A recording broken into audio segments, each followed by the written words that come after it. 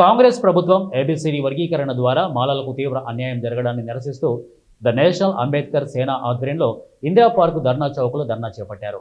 సేనా జాతీయ అధ్యక్షులు మన్నే శ్రీధర్రావు కాంగ్రెస్ ప్రభుత్వం చేసిన ఎస్సీ వర్గీకరణ ద్వారా మాలలు అవకాశాలు కోల్పోతున్నారని అన్నారు. వర్గీకరణ అమలు కంటే ముందుగా విడుదలైన నోటిఫికేషన్లకు వర్గీకరణ ఎలా అమలు చేస్తారని మాల సంఘాల నాయకులు ప్రశ్నించారు.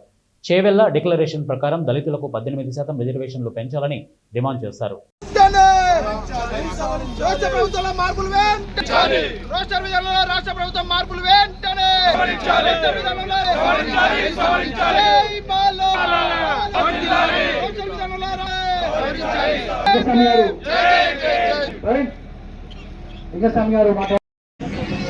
ఇక్కడ వచ్చిన నా మిత్రులకు మరి మా మాల సోదరులకు, తెలంగాణ వాసులకు, హైదరాబాద్, సికింద్రాబాద్ అన్ని జిల్లాలకి వెళ్ళి వచ్చిన ఈ ఉద్యమకారులకు మా మనస్ఫూర్తిగా మీకు అందరికీ జైభీములు తెలుపుతూ, మరియు తెలంగాణ మన చీఫ్ మినిస్టర్ గారికి ఇక్కడ ఇందిరా పార్క్ ధర్నా చౌక్ నుంచి మా సందేశం ఏమనగా, మీరు ఏది చేసినా చేయాలనుకున్నా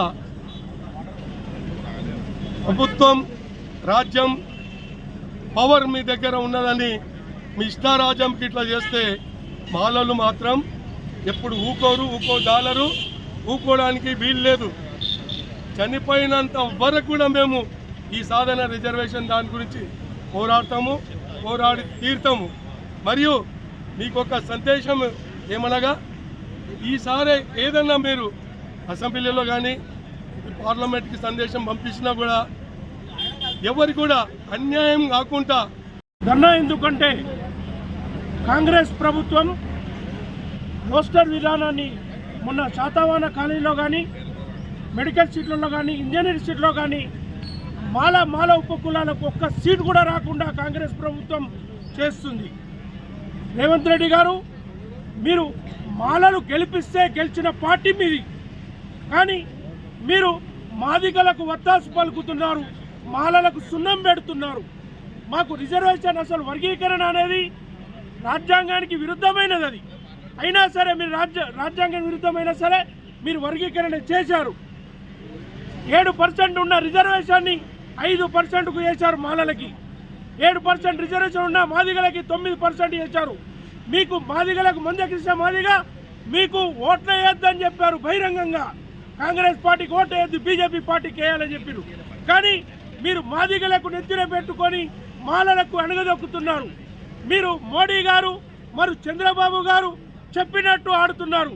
మాలలకు రిజర్వేషన్ లేకుండా చేద్దామని మీరు వారి అడుగుజాడలో నడుస్తున్నారు.